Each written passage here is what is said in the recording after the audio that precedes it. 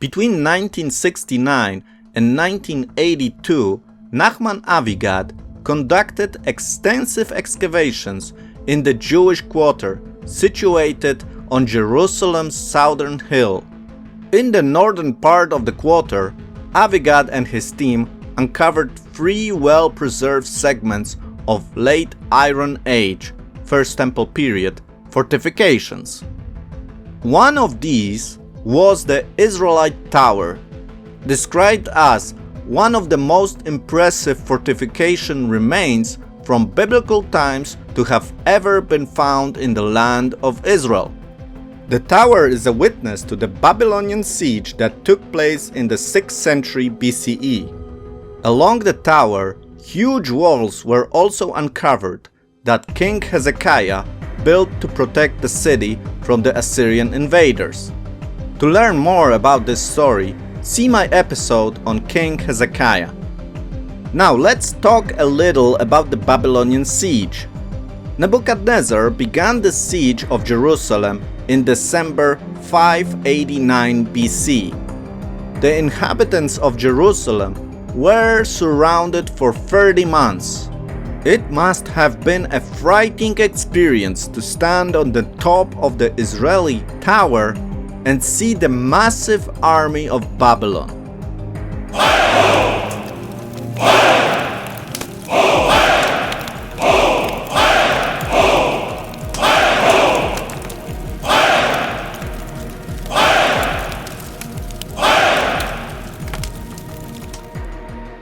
To prevent any escapes from the city, the Babylon army builds a barrier filled with soldiers who have an order to kill anyone who attempts to escape.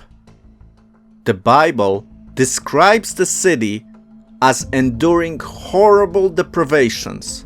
If you want to read about it, read 2 Kings chapter 25 and Lamentations chapter 4. After completion of the 11th year of Zedekiah's reign, Jeremiah 1:3, Nebuchadnezzar broke through Jerusalem walls, conquering the city. Zedekiah and his followers attempted to escape, but were captured on the plains of Jericho and taken to Ribalach. There, after seeing his sons killed, Zedekiah was blinded, bound, and taken captive to Babylon, while he remained a prisoner until his death.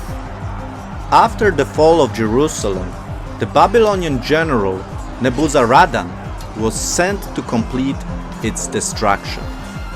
Jerusalem was plundered, and Solomon's temple was destroyed. Most of the elite were taken into captive to Babylon. The city was razed to the ground. Only a few people were permitted to remain to tend to the land. The finds at the Israelite Tower attest to the battle. On the last day of the 1975 excavation season, Avigad's team uncovered 4 arrowheads buried in the layer of soft and ashes at the base of the tower. One was made of iron and the other 3 of bronze, including one distinguished from the others by 3 triangular fins and a hollow socket for the shaft. This was identified as a Syro-Iranian type in widespread use by the Babylonian archers after 600 BCE. As the pottery found within the conflagration layer is dated earlier than 586 BCE, the range of dates for the possible battle at the site is reduced significantly. The 4 arrowheads are therefore likely remains of Babylon's siege and the destruction of Jerusalem in 586 BCE. They are thought to be the first remains ever recorded of the Babylonian siege, having come to rest in the ashes of the burning city as described in 2 Kings 25. In the city of David, additional artifacts were found that also bear witness to the Babylonian destruction. Let me just give you 3 examples that I like.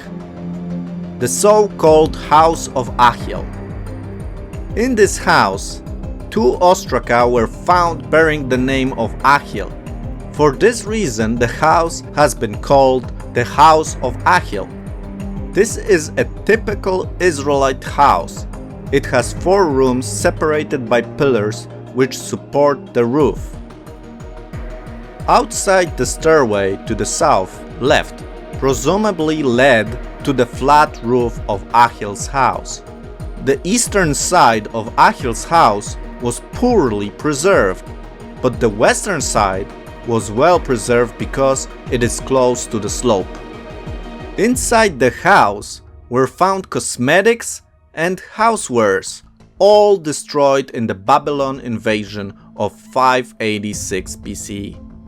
I will probably do a 3D model of this house at some point, so stay tuned.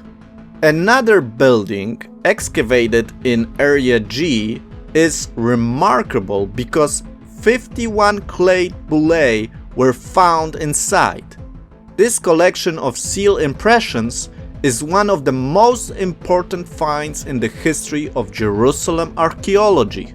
This building may have been an archive where many scrolls were kept. A fire destroyed the scrolls but hardened the clay seals. 2 of the people listed on the bullae are mentioned in the Bible. Gemaruahu, son of Shaphan, is mentioned 4 times in Jeremiah 36 as an official friendly to Jeremiah. Azariah, son of Hilkiah, was a priest and a grandfather of Ezra. 1 Chronicles 6 and Ezra 7. And lastly, my favorite one, the toilet seat at the city of David. There were actually 2 toilets found in Shiloh excavation of the city of David. These date to the 7th and 6th centuries BC, and at least one was in use until the destruction in 586. One of the seats was found in Shiloh's area E3 by Eliat Mazar, and the other one was found in a small cubicle attached to the house of Achiel. 2 other toilet seats were found in an earlier City of David excavations. The one found by Parker's expedition was once hailed as the throne of Solomon.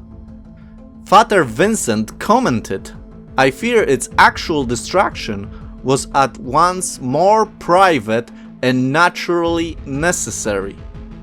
The second was found by Keon only a few yards from Area G.